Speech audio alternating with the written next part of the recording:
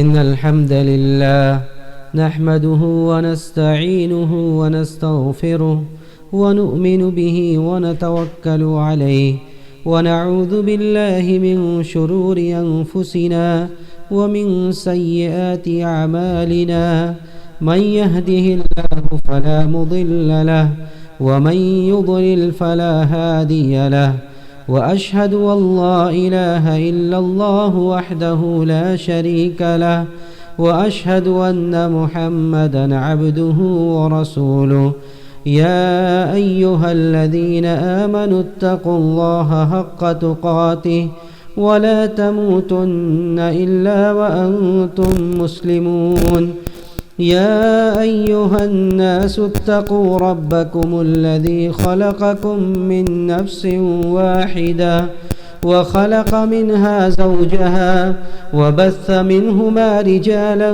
كثيرا ونساء واتقوا الله الذي تساءلون به والأرحام إن الله كان عليكم رقيبا يا أيها الذين آمنوا اتقوا الله وقولوا قولا سديدا يصلح لكم أعمالكم ويغفر لكم ذنوبكم ومن يطع الله ورسوله فقد فاز فوزا عظيما أما بعد فإن خير الحديث كتاب الله وخير الهدي هدي محمد صلى الله عليه وسلم وشر الأمور محدثاتها وكل محدثة بدعة وكل بدعة ضلالة وكل ضلالة في النار فأعوذ بالله السميع العليم من الشيطان الرجيم لو أنزلنا هذا القرآن على جبل لرأيته خاشعا متصدعا من خشية الله وتلك الأمثال نضربها للناس لعلهم يتفكرون. محترم بزرگوں، نوجوان ساتھیوں، پیارے بچوں، ہم اور آپ اس بات سے اچھی طرح واقف ہیں کہ ہر مسلمان کے لیے اللہ رب العزت والجلال نے ان کی زندگی کو صحیح انداز میں ڈھالنے کے لیے، ان کے زندگی کی چال کو درست کرنے کے لیے قرآن مقدس کو دستور حیات بنا کر اس دنیا میں نازل فرمایا. پیارے نبی کے اوپر قرآنی آیات کا نزول اس لیے کیا گیا تاکہ قرآن کو زندگی گزارنے کا طریقہ سمجھا جائے، اس کو دستور حیات سمجھا جائے. زندگی گزارنے کا انداز ہونا جو چاہیے، اس انداز کو سیکھنے کے لیے قرآن مقدس کو نازل فرمایا گیا. اور ہمارے اسلاف نے، اس امت کے سلف نے اسے اسی معنی میں لیا کہ قرآن، یہ بات ان کے یہاں مسلم تھی کہ قرآن مجید کے نزول کا مقصد جہاں ایک طرف تلاوت ہے، وہیں دوسری جانب اس کے آیات میں غور و فکر اور تدبر کر اس کے حساب سے اپنے زندگی کو اسی سانچے میں ڈھالنے کے لیے قرآن کی تلاوت وہ لوگ کیا کرتے تھے. اور ظاہر سی بات ہے کہ اگر آپ کو اس طرح کرنا ہے تو آپ کو اس کی آیات میں، اس کے معنی میں تدبر کرنا پڑے گا، غور و خوض کرنا پڑے گا، غور و فکر کرنا پڑے گا، تب آپ اس کے اثر کو اپنے اوپر محسوس کریں گے. آپ اللہ کے رسول صلی اللہ علیہ وسلم کی زندگی دیکھیے. اس کے بعد ایک دو مثال میں صحابہ کی بھی دوں گا کہ نبی کریم صلی اللہ علیہ وسلم کی زندگی میں آپ قرآنی آیات کو کس طرح لیتے تھے اور آج ہم کس طرح لیتے ہیں. قرآنی آیات کی تلاوت، قرآنی آیات میں تدبر اور اس کے معنی میں غور و خوض آپ اس طرح کرتے تھے کہ کبھی کبھی ایک آیت پوری رات آپ پڑھا کرتے تھے. ایسا کیا ہوتا تھا ان آیات میں؟ سورہ مائدہ کی آیت اللہ رب العزت والجلال نے ذکر کیا کہ اگر پیارے رسول کا قول ہے، یعنی یہ گویا کہ آپ اللہ سے یہ اس بات کا اعلان کر رہے، کہہ رہے ہیں کہ اللہ تو ہی ہر چیز پر قادر ہے، تو ہر چیز پر قادر ہے اگر تو بندوں کو عذاب دے گا تو یہ تیرے اختیار میں ہے، اور اگر تو انہیں معاف کر دے گا تو تو بہت بڑا رحیم و کریم ہے، بہت بڑا رحم و کرم کرنے والے۔ اللہ کے رسول صلی اللہ علیہ وسلم امام احمد نے اپنی مسند میں اس حدیث کو ذکر کیا ہے کہ مسند احمد میں یہ روایت ہے کہ اللہ کے رسول صلی اللہ علیہ وسلم ایک رات، پوری رات اسی آیت کو دہراتے رہے۔ دیکھیے اس آیت میں کیا ہے، آپ بھی غور کیجئے کہ اللہ رب العزت والجلال نے اس آیت میں ایسا کیا ذکر کیا ہے۔ اللہ رب العزت والجلال نے ارشاد فرمایا ان تعذبهم فإنهم عبادك وإن تغفر لهم فإنك أنت العزيز الحكيم۔ کہ اللہ ان تعذبهم فإنهم عبادك، کہ اللہ اگر تو انہیں عذاب دے گا تو اپنے بندوں کو تو عذاب دے گا، فإنهم عبادك، تو وہ تیرے ہی بندے ہیں، اور اگر تو انہیں معاف کر دے گا وإن تغفر لهم فإنك أنت العزيز الحكيم، تو غالب ہے، تو حکمت والا ہے۔ اے رب تجھے بخوبی اس بات کا علم ہے کہ کس آدمی کو عذاب دینا ہے، کس آدمی کو معاف کرنا ہے۔ ایسا اس آیت میں کیا ہے، پیارے نبی پوری رات اسی آیت کو دہراتے رہے۔ دیکھیے بھائیوں، اس آیت میں صرف اور صرف یہ کہ اللہ رب العزت والجلال قادر مطلق ہے، ہر چیز پر قادر ہے۔ وہ اللہ کے سامنے اپنے آپ کو سرنڈر کر دینا، سر تسلیم خم کر دینا، اللہ کے سامنے اس کے سارے اختیارات کو تسلیم کر لینا، یہی ہے اس آیت میں کہ اللہ اگر تو چاہے گا تو تو اپنے ان بندوں کو عذاب دے گا، اور اگر تو چاہے گا تو تو انہیں معاف فرما دے۔ سب تیرے ہی ہاتھ میں، سب تیرے ہی بندے ہیں، اور ہر آدمی کے اوپر تیرا ہی اختیار چل رہا ہے۔ تو یہ اللہ کے نبی کا طریقہ تھا کہ آپ پوری رات ایک آیت کو دہراتے رہے، اور اس کے اثر کو آپ محسوس کرتے رہے۔ صحابہ دیکھ رہے ہیں کہ آپ آیت پڑھ رہے ہیں اور رو رہے ہیں۔ یہ اللہ کے نبی کے یار غار ابو بکر سے جب قرآن پڑھنے کے لیے، جب اللہ کے نبی کی وفات قریب ہوئی اور آپ کی بیماری شروع ہو گئی، تو یہ کہا گیا کہ اللہ کے نبی کی جانب سے یہ کہا گیا کہ اب ابو بکر کو نماز پڑھانے کے لیے بلایا جائے، ابو بکر کو نماز پڑھانے کے لیے بلایا جائے۔ تو ابو بکر کی صاحبزادی حضرت عائشہ رضی اللہ تعالیٰ عنہ آپ کی بیٹی کہتی ہیں اللہ کے نبی سے کہ ابو بکر انہ رجل نصیف لا يتحمل، ابو بکر بڑے کمزور طبیعت کے آدمی ہیں، وہ قرآن پڑھتے ہوئے اپنے آپ کو کنٹرول میں نہیں رکھ پاتے ہیں، برداشت نہیں کر پاتے ہیں۔ یعنی ابو بکر قرآن سے اس قدر متاثر ہوتے تھے کہ وہ اسے برداشت نہیں کر پاتے تھے، کہ اس کی آیات کو سن کر وہ اپنے آپ پر قابو نہیں رکھ پاتے تھے۔ یہ عمر فاروق ہیں جن کی صلابت، جن کی قوت کی مثال دی جاتی تھی کہ یہ بڑے قوی، بڑے جری آدمی ہیں، لیکن جب قرآن پڑھتے تھے ان کی رقت کا، ان کے دل کی نرمی کا اندازہ کیجئے کہ سورہ طور پڑھتے ہیں اور ایسا ہوتے ہیں کہ لگتا ہے کہ کہتے ہیں کہ ان کے چہروں پر دو سیاہ دھاری پڑ جاتی ہے، دو سیاہ لائن پڑ جاتی ہے۔ لوگ مہینے بھر تک ان کی عیادت کے لیے آتے ہیں، ان کے پاس آتے ہیں ان کی عیادت کے لیے کہ گویا کہ ان کو بہت بڑی بیماری ہو گئی ہے۔ یہ ان کے دل کی نرمی تھی قرآن سننے کے بعد، اس کو پڑھنے کے بعد۔ یہ حضرت عثمان ہے خلیفہ ثالث، حضرت عثمان قرآن کی تلاوت اس طرح کرتے تھے کہ ہر وقت قرآن سے ان کا دل نہیں ہٹتا تھا، ہمیشہ مصحف ان کے ہاتھ میں ہوتا تھا۔ یہاں تک کہ جب ظالموں نے انہیں شہید کیا تو مؤرخین ذکر کرتے ہیں کہ ان کے ہاتھ میں مصحف تھا، ان کے ہاتھ میں مصحف تھا، جب وہ شہید ہو رہے ہیں اس وقت بھی تلاوت کر رہے ہیں۔ اور ان کا ایک جملہ جو ضرب المثل ہے، جس کی مثال دی جاتی ہے اور کتابوں میں برابر ذکر کیا جاتا ہے کہ لو سلیمت قلوبنا ما شبعنا من کلام ربنا، کہ اگر ہمارا دل محفوظ ہے، دل صحیح سالم ہے، تو اللہ کے کلام سے ہم کبھی آسودہ نہیں ہو سکتے۔ ہمارا پیٹ بھر جائے اللہ کے کلام سے، ایسا نہیں ہو سکتا۔ آپ ابھی بھی سنیے، جب کسی اچھے قاری کی آواز ابھی ہمارے بھائی نے پڑھا، لگتا ہے کس طرح کی سکینت اور اطمینان طاری ہو رہا ہے مجلس سے۔ یہ پیارے نبی کی پیشن گوئی ہے، یہ پیارے نبی کی بشارت ہے کہ جب جس جگہ پہ لوگ بیٹھ کر اللہ کے کتاب کو پڑھتے ہیں، اس کا مدارسہ کرتے ہیں، پڑھتے ہیں، پڑھاتے ہیں، سنتے ہیں، اس کے معنی میں غور و فکر کرتے ہیں، اس طرح کے مجالس کو قائم کرتے ہیں، تو کیا ہوتا ہے؟ الا حفتہم الملائکہ، فرشتے انہیں ڈھانپ لیتے ہیں۔ بڑی بابرکت ہوتی ہے اس طرح کی مجلسیں جہاں قرآن کو پڑھنے کا اہتمام کیا جاتا ہے، دین کی تعلیم کو سیکھنے اور سکھانے کا اہتمام کیا جاتا ہے، اور اس میں شامل ہونے والا کوئی بھی بندہ محروم نہیں ہوتا ہے، وہ اللہ کے ہاں بہت بڑی فضیلت کا حامل ہوتا ہے۔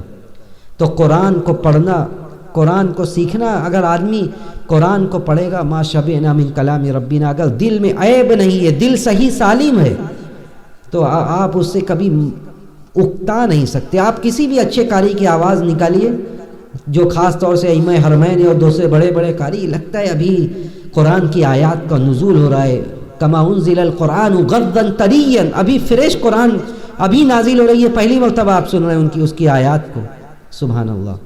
تو یہ قرآنی آیات کے بہت سارے فوائد ہیں۔ ایک بات میں خاص طور سے جو ذکر کرنا چاہوں گا آج کے اس مختصر سے وقت میں، کہ قرآن کو اللہ رب العزت والجلال نے غور و فکر کے لیے، پڑھنے کے لیے اور اس کی آیات سے معنی اور مفہوم کو لینے کے لیے نازل کیا تھا، اور اس کے اثر کو قبول کرنے کے لیے۔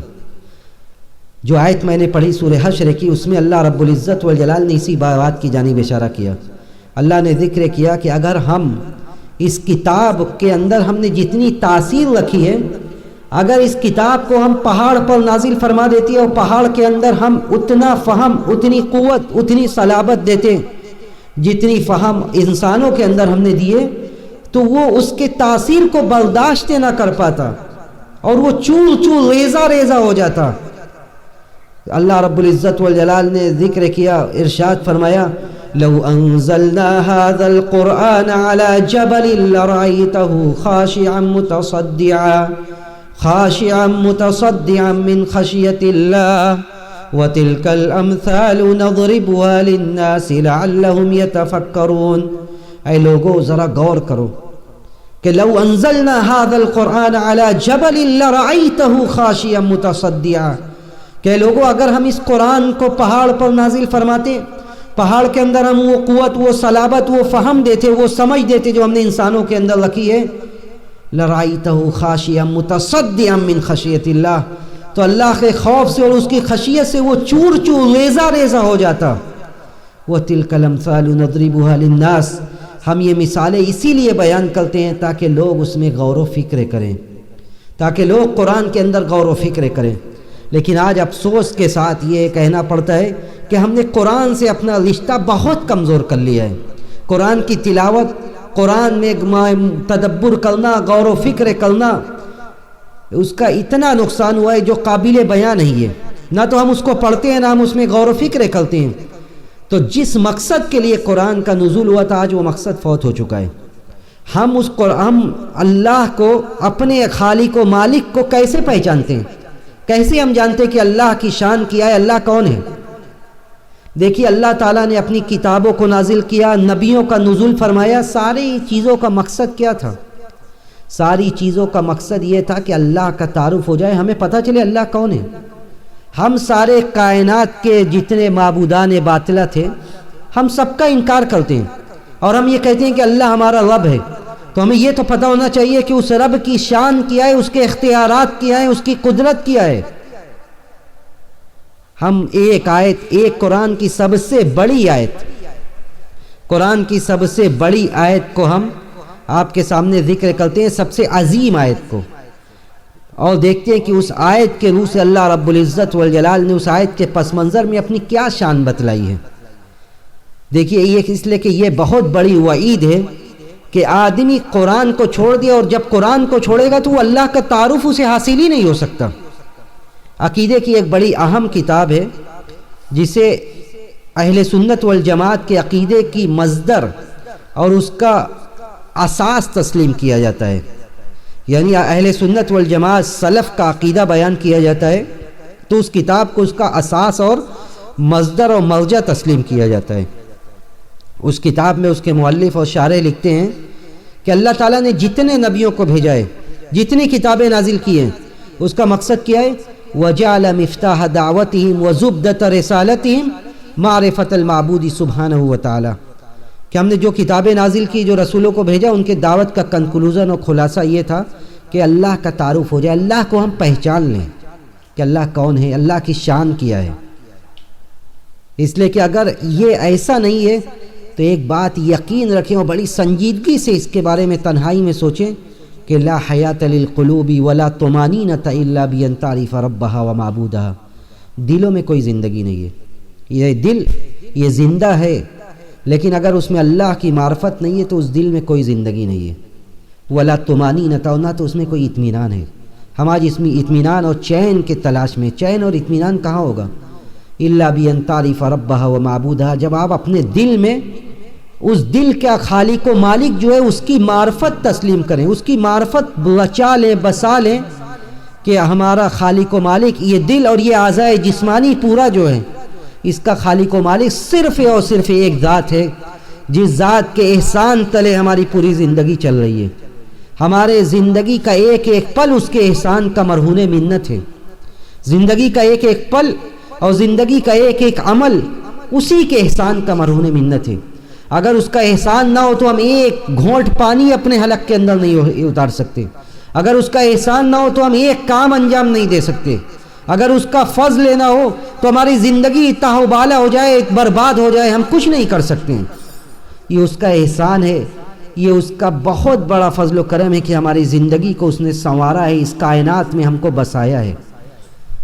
तो कुरान की सबसे अजीम आयत जो मैं अभी पढ़ने जा रहा हूँ, और उस आयत के तनाजुर में हम ये देखेंगे कि अल्लाह ताला ने उस आयत में अपना तारुफ क्यों क्या करवाया और क्यों उस आयत की फजीलत है। सबसे पहले मैं उस आयत की फजीलत बयान करता हूँ कि आयत क्या है। वो आयत है आयतुल कुर्सी। आयतुल कुर्सी के बारे में जो सूरह बकरा की आयत है और जिस आयत की इब्तिदा होती है अल्लाहु ला इलाहा इल्ला हुवल हय्युल क़य्यूम। सबसे पहले इस आयत की फजीलत जानते हैं कि इस आयत की फजीलत क्या है, क्यों क्या बात इस आयत के बारे में नबी करीम सल्लल्लाहु अलैहि वसल्लम ने, प्यारे रसूल ने क्या कहा। पहली हदीस, मैं 3 हदीस आप लोगों के सामने रखता हूँ। पहली हदीस सही मुस्लिम की हदीस है। अल्लाह के रसूल सल्लल्लाहु अलैहि वसल्लम से हज़रत उबई बिन काब कहते हैं, उबई बिन काब कहते हैं कि अल्लाह के रसूल ने पूछा अय्यु आयतिन आज़मु फ़ी किताबिल्लाह, किताबुल्लाह की सबसे अजीम आयत कौन सी है। कहते हैं उबई बिन काब के, मैंने कहा अल्लाहु व रसूलुहु आलम, अल्लाह और उसके रसूल ज़्यादा बेहतर जानते हैं।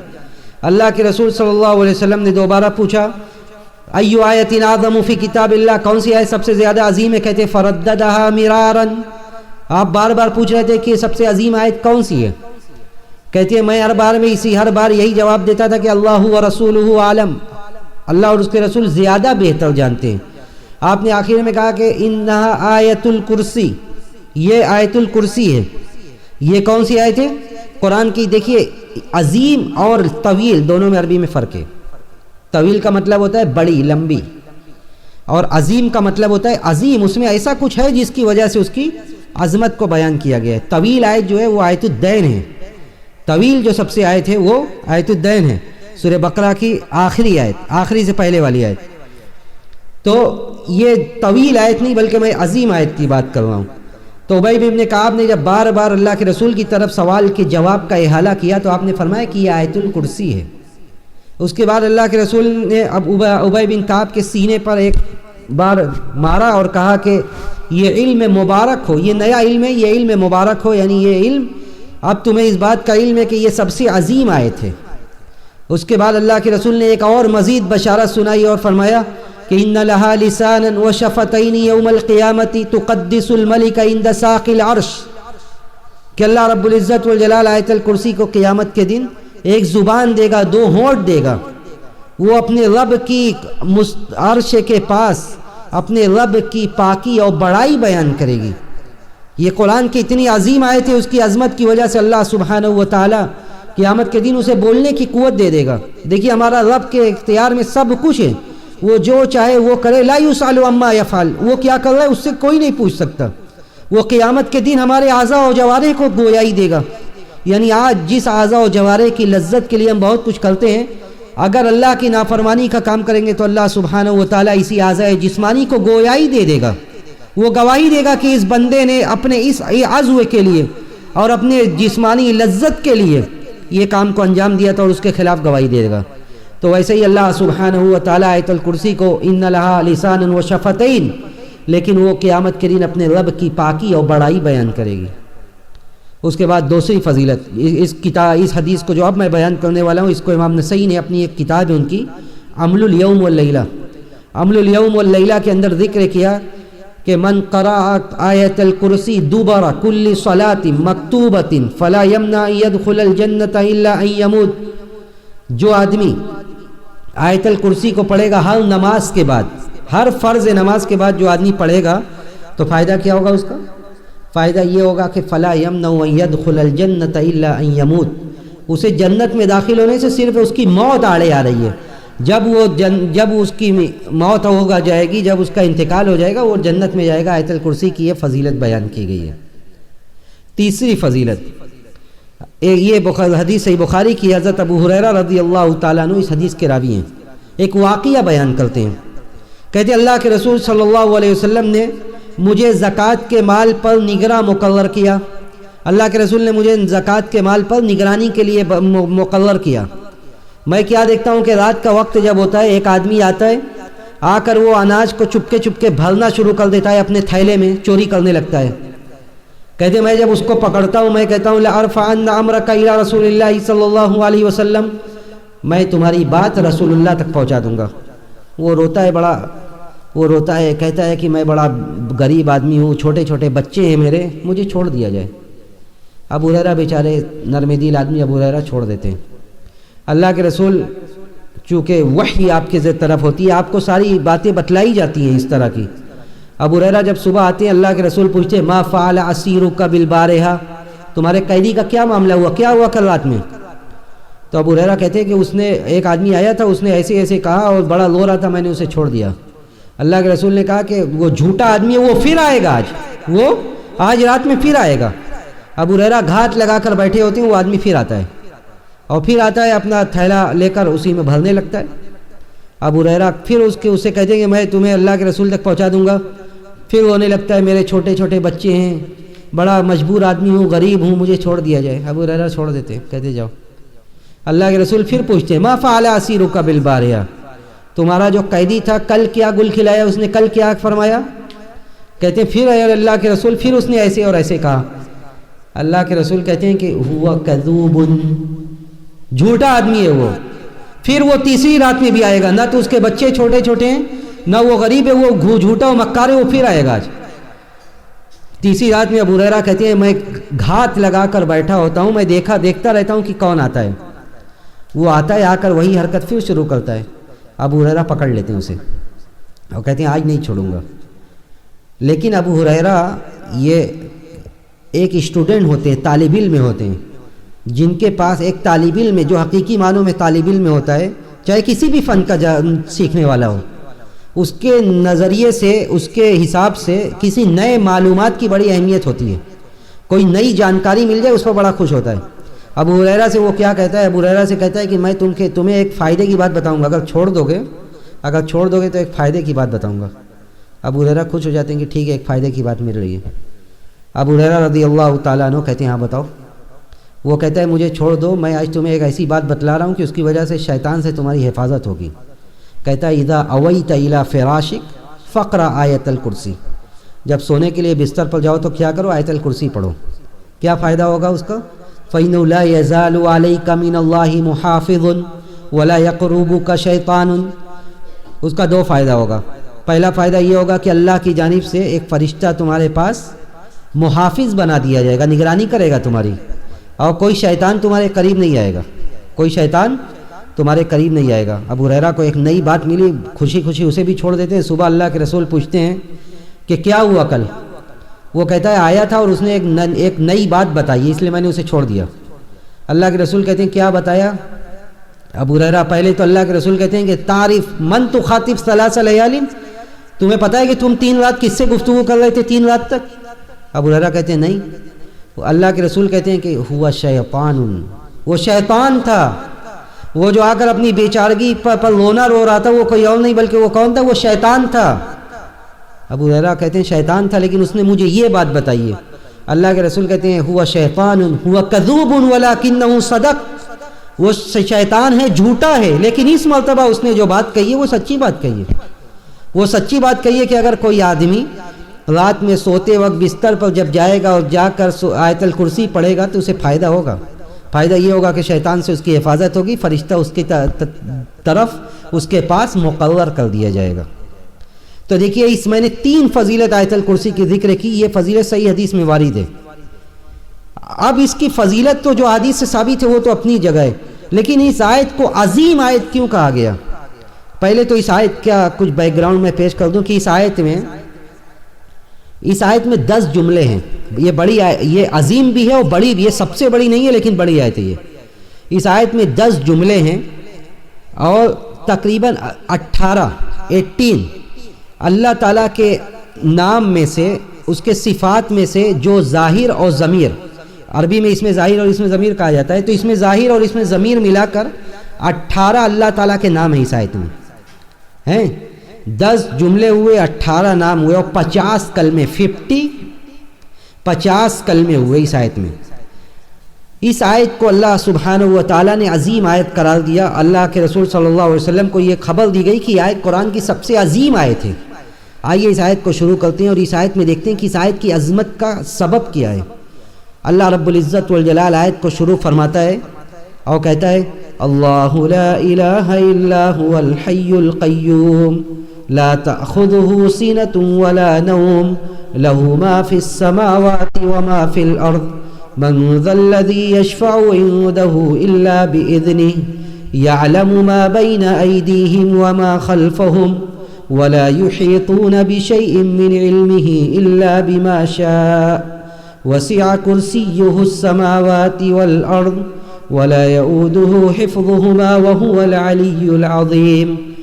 اللہ نے فرمایا کہ اس آیت کو شروع کیا گیا اور بڑے ایک ایسی جانکاری اور ایک ایسے علم کے ساتھ بڑے خوبصورت اور محکم انداز میں اس آیت کی ابتدا کی گئی اور یہ کہا گیا کہ اللہ لا الہ الا ہو، اللہ کے علاوہ کوئی حقیقی معبود نہیں ہے. اگر آپ غور کریں گے تو آپ کو یہ بات کا اندازہ ہوگا اس بات کا کہ اس آیت کے عظیم ہونے کے پیچھے سب سے بڑا سبب یہ ہے کہ اس آیت کی جو عظمت کی پرائمری وجہ، مین ٹاپک جو ہے وہ یہ ہے کہ اس آیت میں اللہ تعالی سبحانہ و تعالیٰ کا تعارف ہے. اللہ تعالیٰ کی شان بتلائی گئی ہے. جو ہمارا خالق و مالک ہے وہ ہے کون؟ ہم سارے دنیا کے معبودان کا انکار کرتے ہیں جس کی لوگ عبادت کرتے ہیں، اور ہم کہتے ہیں کہ ہم اللہ کی عبادت کرتے ہیں. ہوا معبودی لا معبود سواہ، اس کے علاوہ کوئی معبود نہیں ہے.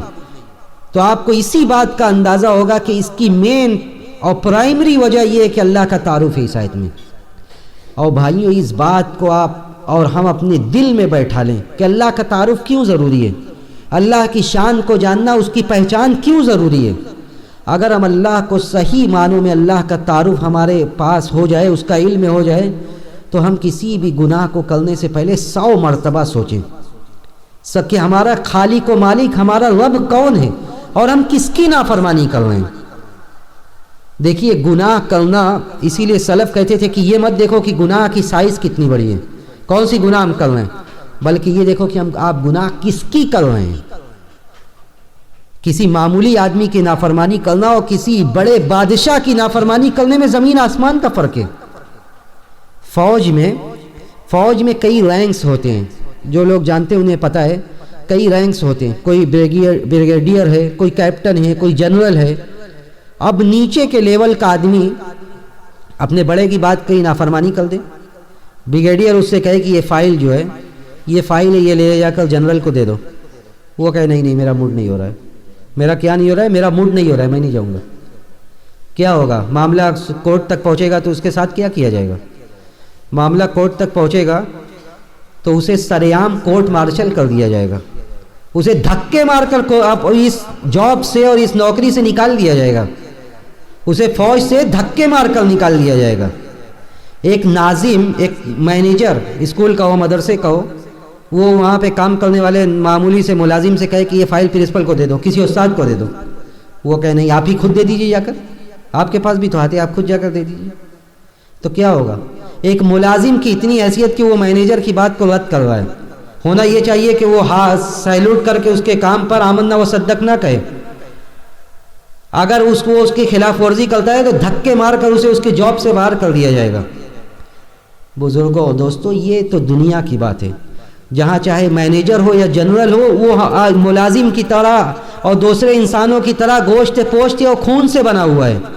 تو جب اس کی نافرمانی پر حال یہ ہے کہ اسے دنیاوی حساب سے دھکے مار کر اسے اس کے جاب سے نکال دیا جائے گا، تو ہم اپنے خالق و مالک، جس کے سارے احسان تلے ہم دبے ہوئے ہیں، جس کے احسان سے یہ پوری کائنات چل رہی ہے، ہم اس کی نافرمانی کریں اور ہم زبان قال سے نہیں تو زبان حال سے ہم یہ کہیں کہ ابھی سخت سردی کا موسم ہے، فجر کی نماز ہم بعد میں پڑھ لیں گے، جب اٹھیں گے تب پڑھ لیں گے، فجر کی نماز بہت زیادہ سردی ہے آج، فجر کی نماز ہم اٹھیں گے تب پڑھ لیں گے. تو ہم زبان قال سے نہیں، اپنے زبان سے نہیں، لیکن ہم اپنے دل سے یہی کہہ رہے ہیں ابھی میرا موڈ نہیں ہے، بعد میں پڑھیں گے. تو بزرگوں اور دوستوں، یہ تو اس کی بات ہے جو ہماری طرح ہے، ہماری طرح جو گوشت پوشت اور خون سے بنا ہوا ہے، اس کی نافرمانی پر حال یہ ہوگا کہ آپ کو دھکے مار کر دنیا میں ذلیل کر دیا جائے گا. تو جو ہمارا خالق و مالک ہے اس کی ہم نافرمانی کریں گے تو یہ کتنا بڑا جرم ہوگا. تو اس اللہ کی معرفت، اللہ کی پہچان، یہ ہمیں اس بات کا درس دیتی ہے کہ اللہ لا الہ الا ہو، اس کے علاوہ کوئی معبود نہیں ہے. دنیا میں معبود بہت سے پائے جا سکتے ہیں، ظاہری معبود بندگی لوگ بہت کی کر رہے ہیں، شجر و حجر، پیڑ پودے، سب کی لوگ بندگی کر رہے ہیں، لیکن اللہ کی معبود، اللہ کے بندے ہونے کی حیثیت سے ہماری جو ذمہ داری ہے وہ یہ ہے کہ اللہ لا الہ الا هو الحی. اللہ نے کہا کہ اللہ کے علاوہ کوئی معبود نہیں ہے. ہماری جتنی عبادتیں ہیں، جب ہم نے توحید کا کلمہ پڑھا تو جتنی بھی عبادتیں ہیں، نماز، روزہ، زکوٰۃ، قربانی، حج، یہ سب جو ہے یہ سب کس کے لیے؟ یہ سب صرف اور صرف یہ اللہ کے لیے. اللہ نے حکم دیا کہ اے نبی آپ بتلائیے لوگوں کو یہ بات، اے نبی آپ لوگوں کو یہ بات بتلائیے. قل ان صلاتي ونسكي ومحياي ومماتي لله رب العالمين. قل ان صلاتي ونسكي ومحياي ومماتي لله رب العالمين. اے نبی آپ کہہ دیجئے کہ میری نماز، میری قربانی، میری زندگی، میری موت، سب کچھ اللہ کے لیے. جب ہم نے توحید کا کلمہ پڑھا تو ہمارا سب کچھ اللہ کے لیے. اور توحید کا مطلب صرف اور صرف یہی نہیں ہے کہ ہم اللہ کی عبادت کریں، نماز روزہ کو انجام دیں اور ظاہری طور پر قبر پرستی نہ کریں، بلکہ توحید کا مطلب یہ بھی ہے کہ ہم اللہ پر اعتماد، توکل، اس کی ذات پر عقیدہ اور ایمان، اس کے علاوہ کسی اور سے نہ ڈرنا، اس کے علاوہ کسی اور کو خالق نہ تسلیم کرنا، مالک نہ تسلیم کرنا. یہ ساری چیزیں عبادت ہے، ساری چیزیں اللہ کے توحید کا تقاضا ہے. تو اللہ نے بڑے خوبصورت انداز میں اس آیت کو شروع کیا اور فرمایا کہ اللہ لا الہ الا ہو، اللہ کے علاوہ کوئی معبود نہیں ہے. کیوں اللہ کے علاوہ کوئی معبود نہیں ہے؟ هو الحی، اللہ حی ہے. القیوم، اللہ قیوم ہے. یہ حی کیا ہے؟ حی کا مطلب ہوتا ہے زندگی. اللہ زندہ ہے، اور زندہ تو ہم بھی، اللہ نے ہمیں زندگی دی ہے، لیکن ہماری زندگی اور ہمارے رب کی زندگی میں کیا فرق ہے؟ ہماری زندگی ہے ہم پیدا ہوئے، ہم جوان ہوئے، مرور زمانہ کے ساتھ ہماری جوانی ڈھلنے لگی. سردی جب ہوتی ہے، سخت سردی کا موسم ہے، ہم سردی محسوس کرتے ہیں، ہمیں اپنے کمبلوں سے نکلنے کی ہمت نہیں ہوتی ہے. گرمی ہوتی ہے، ہم چاہتے ہیں ہم اے سی میں بیٹھے رہیں گھر میں، ہم اس دھوپ کو ہم برداشت نہیں کر پاتے ہیں. اسی طرح وقت گزرتے گزرتے مرور زمانہ کے ساتھ ہمارا جسم ڈھلنے لگتا ہے. جب زیادہ محنت کر جاتے ہیں تو اس کے بعد ہمیں آرام کی ضرورت ہونے لگتی ہے. لیکن اللہ سبحانہ و تعالیٰ کی ذات وہ ہے جو زندہ ہے، جو ہمیشہ سے ہے اور ہمیشہ رہے گا. اور اس کے علاوہ جو ہے کل من علیہا فان ویبقى وجہ ربک ذو الجلال والاکرام، کہ جتنا بھی اس روئے زمین پر جاندار ہیں، جو بھی ہیں، سب فنا ہونے والے ہیں، سب فنا ہونے والے اللہ کے علاوہ. وَيَبْقَى وَجْهُ رَبِّكَ ذُو الْجَلَالِ وَالْإِكْرَامِ، اللہ جو عظمت والا ہے، جو عزت والا ہے، وہ ہمیشہ باقی رہے گا. هُوَ الْأَوَّلُ وَالْآخِرُ وَالظَّاهِرُ وَالْبَاطِنُ، وہ پہلا ہے، وہ پہلا ہے، اس سے پہلے کوئی نہیں تھا. وہ آخری ہے، اس کے بعد کوئی نہیں رہے گا. ساری کائنات فنا ہو جائے گی، جسے بھی اللہ نے پیدا کیا ہے سب ختم ہو جائیں گے، اور وہ نہ تو کبھی ختم ہو سکتا ہے نہ کبھی ختم ہوگا وہ ذات. دوسری کیا صفت ہے؟ وہ قیوم ہے. ہم یہاں پہ بیٹھے ہوئے اس زمین کو اللہ نے قائم کیا ہے، زمین کو اس طرح بنایا کہ وہ ہم اس پر بیٹھ سکیں، ہماری ذات کو اس طرح بنایا کہ ہم چل سکیں. قیوم ہے، وہ قائم بھی نفسی ہے، وہ خود سے بنا ہوا ہے، وہ کسی کا محتاج نہیں ہے، وہ کسی کا محتاج نہیں ہے، اور ہم اس کے محتاج ہیں. انسان اور اس کائنات کی ایک ایک مخلوق اس کی محتاج ہے.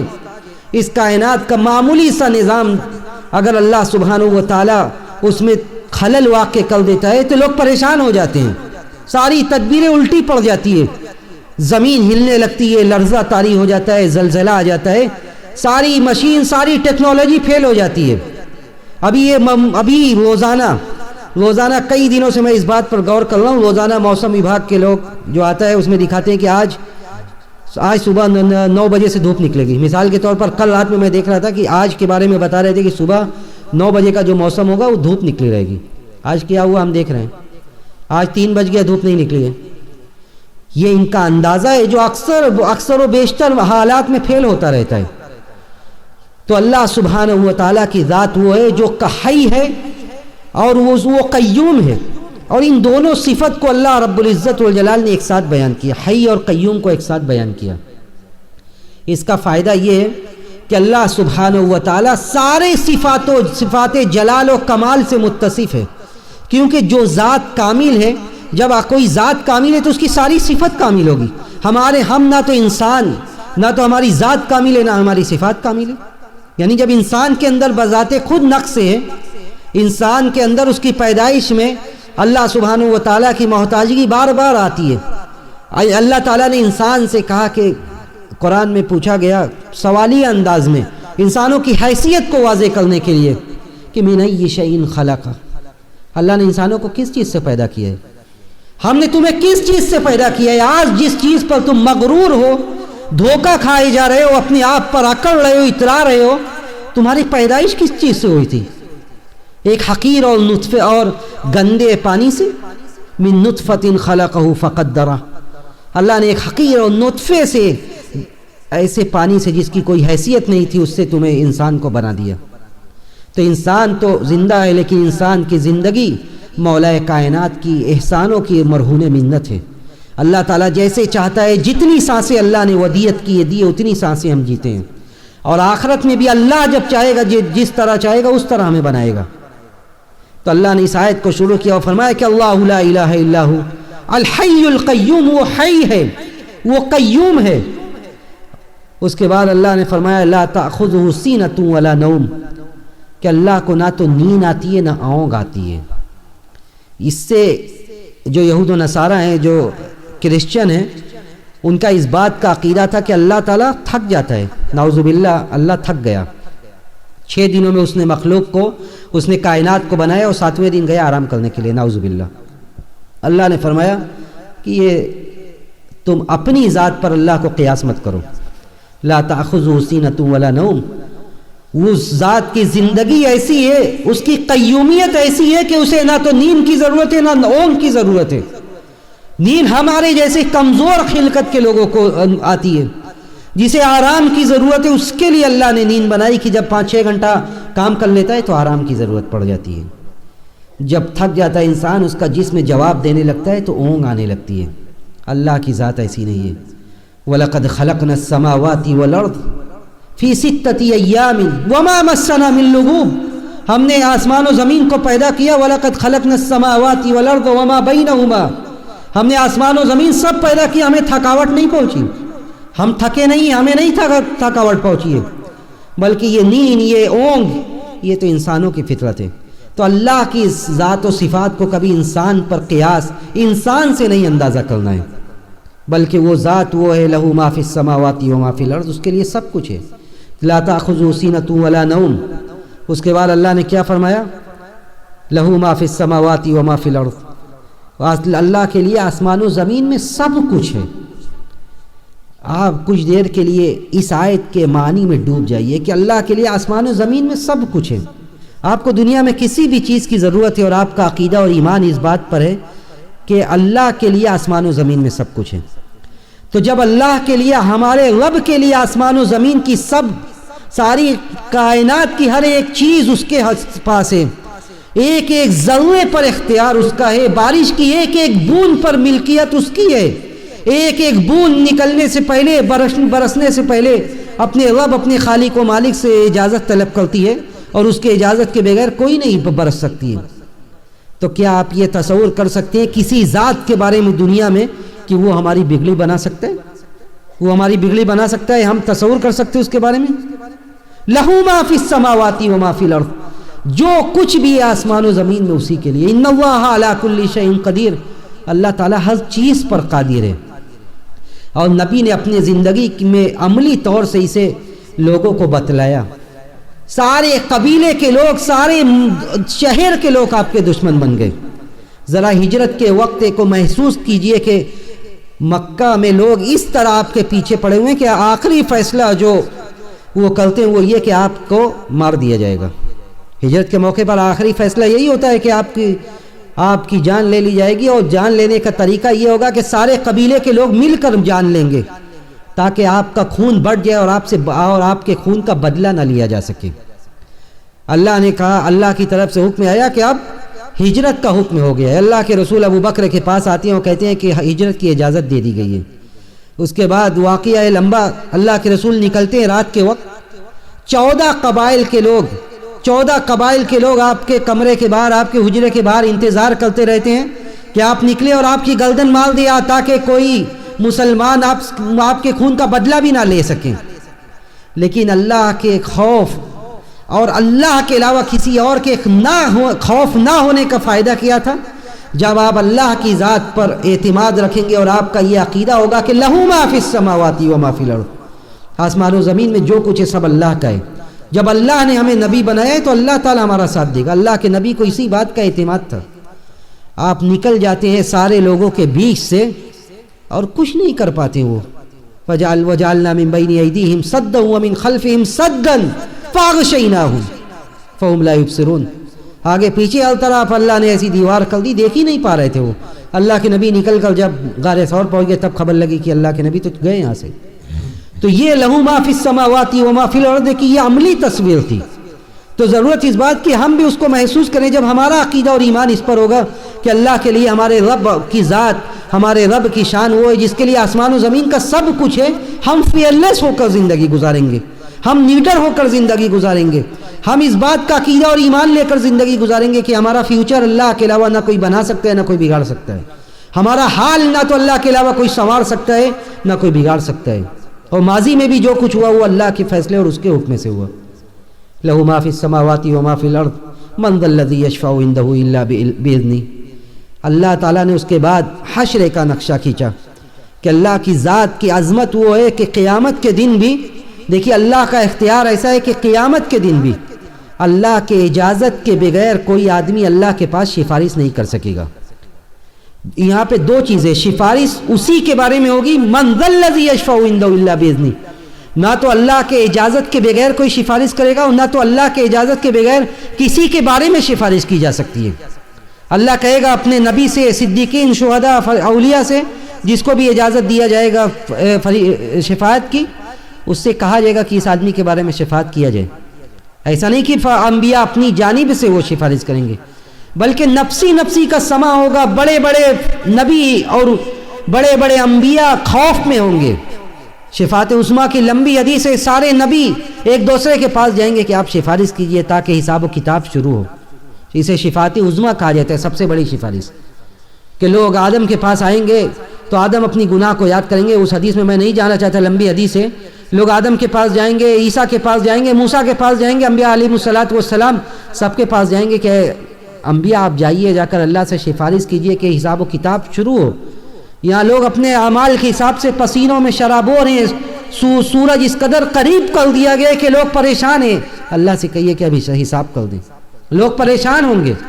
یہاں تک کہ لوگ ہمارے نبی کے پاس آئیں گے، آپ جا کر اللہ کے سامنے عرش کے پاس سجدہ ریز ہوں گے. اللہ تعالیٰ کہے گا کہ ارفع رأسک سل تعطیٰ یشفع تشفع، کہ نبی آپ سر اٹھائیے، آپ کی مانگ کو پورا کیا جائے گا، آپ کی سفارش کو قبول کیا جائے گا. تو وہاں پہ سفارش اس کی ہوگی جس کی اللہ اجازت دے گا، اور وہی کرے گا جسے اللہ اجازت دے گا. اللہ کے اجازت کے بغیر کوئی نہ تو سفارش کر سکتا ہے نہ کسی کے بارے میں. جب نبی کے چچا تھے ابو طالب، پوری زندگی نبی کا ساتھ دیا، نو ڈاؤٹ، اس میں کوئی شک نہیں ہے کہ نبی کا ساتھ نہیں دیا، لیکن جس کلمے کی بنیاد پر آخرت میں کامیاب ہو سکتے تھے وہ کلمہ نہیں پڑھا. اللہ نے نبی سے کہا کہ اے نبی، آپ اپنی چاہت کی بنیاد پر کسی کو ہدایت نہیں دے سکتے اور نہ تو جنت مل سکتی ہے. انک لا تہدی من احببت ولکن اللہ یہدی من یشاء. اے نبی، آپ ہدایت نہیں دے سکتے جسے آپ چاہتے ہیں، بلکہ اللہ جسے چاہے گا اسے ہدایت دے گا. اور انہیں جنت نہیں مل سکی. ان کے بارے میں نبی کو یہ علم دیا گیا کہ انہیں جہنم میں داخل کیا گیا ہے. تو ان کو اللہ کے یہاں سفارش اسی کی جائے گی، اسی کے بارے میں کی جائے گی جس کے بارے میں اللہ کی جانب سے اجازت ہوگی۔ من ذا الذی یشفع عنده الا باذنہ یعلم ما بین ایدیہم وما خلفہم۔ اللہ تعالیٰ اس کمرے کے پیچھے کیا ہے ہمیں نہیں پتہ، ہمارے کل کیا ہوگا ہمیں نہیں پتہ، آنے والے 10 دنوں کے بعد کیا ہوگا ہمیں نہیں پتہ۔ اللہ کیا ہے یعلم ما بین ایدیہم وما خلفہم، اس کمرے کے پیچھے کیا ہے، اس بلڈنگ کے پیچھے کیا ہے، مغل سرائے کے علاوہ دوسرے علاقوں میں کیا ہے، اللہ سب جانتا ہے، وہ اپنے آگے پیچھے ہر چیز سے باخبر ہے۔ وہ یعلم ما بین ایدیہم، ہماری آنکھوں کی ایک لمٹ ہے، ہمارے کانوں کی ایک لمٹ ہے، ہمارا علم محدود ہے، اللہ نے جتنا دیا ہے اتنا ہی ہم جانتے ہیں، لیکن ہمارے رب کی شان وہ ہے یعلم ما بین ایدیہم وما خلفہم ولا یحیطون بعلمہ الا بما شاء۔ ہم تھوڑے سے علم پر بڑا اتراتے ہیں، آج دنیا اس بات میں غرور میں ہے کہ ہم نے بہت آگے ہم پہنچ چکے ہیں، ہم چاند پر کمندے ڈال رہے ہیں، ہم چاند تک پہنچ چکے ہیں، اس سے آگے ہم پہنچ چکے ہیں۔